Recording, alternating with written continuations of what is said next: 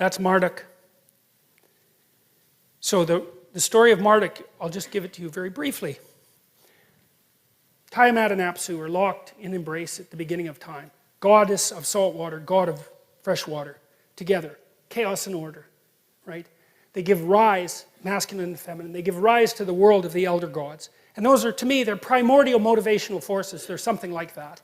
And their rage and their lust and their love and all these things that possess us that are there forever. And they're out in the world acting. And they carelessly slay Apsu, their father. And they're making a racket, and then they kill Apsu. And then Taiamat gets wind of that. And that's Taiamat right there, by the way. She's kind of a rough-looking creature. And she's the mother of all things. And so she's not very happy about this. Her children have destroyed structure itself.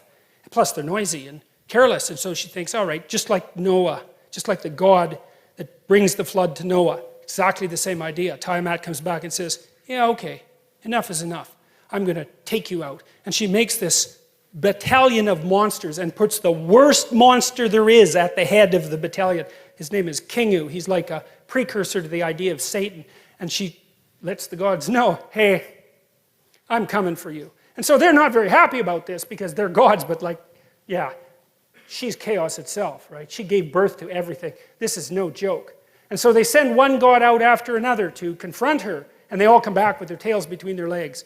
There's no hope. And then one day there's a new god that emerges, and that's Marduk. And the gods know, as soon as he pops up, they know he's something new. Remember, and this is happening while the Mesopotamians are assembling themselves into one of the world's first great civilizations. So all the gods of all those tribes are coming together to organize themselves into a hierarchy to figure out what proposition rules everything. And so Marduk is elected by all the gods, and he says, look, I'll go out there and I'll take on Taiamat, but here's the rule. From here on, you follow me. I determine destiny. I'm the top god. I'm the thing at the top of the hierarchy. And all the other gods say, hey, look, no problem. You get rid of chaos, we do exactly what you say. Now, Marduk, he has eyes all the way around his head, and he speaks magic words. Those are his primary attributes. And so he takes a net, and he goes out to confront Taiamat. And he encloses her in a net, which I think is so cool because it's an encapsulation, right? It's a conceptual encapsulation. He encloses chaos itself in a conceptual structure. He puts it in a net, and then he cuts her into pieces, and he makes the world. And then he creates human beings to inhabit that world and to serve the gods. And he creates human beings out of the blood of Kingu, the worst of the demons. And that took me, it was a Colin DeYoung, who was a student of mine, helped me figure that out. I thought, geez, that's pretty damn pessimistic. It's like, you know, what exactly, it's like a fall metaphor. It's like the idea of original sin, but our joint conclusion with regards to that was that human beings are the only creatures in creation that can truly deceive, right? We have the capacity for evil, just like it says in the Adam and Eve story. We can actually do that, and that's why we're made out of the blood of Kingu, the king of the demons. We are the thing that can deceive, that can twist the structure of reality. Well, so Marduk. Now, the Mesopotamians had an emperor, right?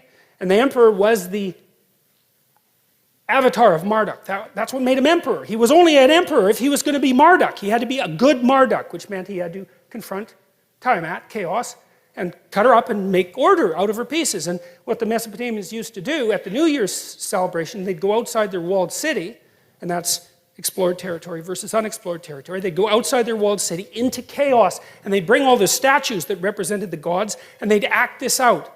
Because they're trying to figure something out, right? They're trying to figure out what this means. They're acting it out. And then they'd take their emperor, and the priest would make him kneel, and they'd take all his king uniform off, his emperor uniform off, and make him kneel and humiliate him and nail him with a glove and say, okay, how were you not a good Marduk this year, right? And then he'd recount all the ways that he was inadequate in confronting chaos, and then they'd do the celebration, and Marduk would win, and the king would go sleep with a royal prostitute. And the reason for that was, it's the same idea as St. George pulling the virgin from the dragon. It's exactly the same idea, that if you encounter the reptilian chaos, you can extract something out of it with which, if you unite, you produce creative order. That's what they were acting out. And that was the basis for the Mesopotamian idea of sovereignty. It's so smart. It's so unbelievably smart. And the Mesopotamians had a massive influence on the civilizations that then had a massive influence on us. It's one of the stories of how the notion of sovereignty itself came to be. It's the evolution of the idea of God. That's one way of thinking about it. But even more importantly, it's the evolution of the idea of the redemptive human being, right? And that's taken to one of its conclusions, well, in the story of Buddha, but also in the story of Christ, the idea of the perfect individual. And the notion is, well, that's the word that speaks truth into chaos at the beginning of time to generate habitable order that is good. That's the story. And so with that,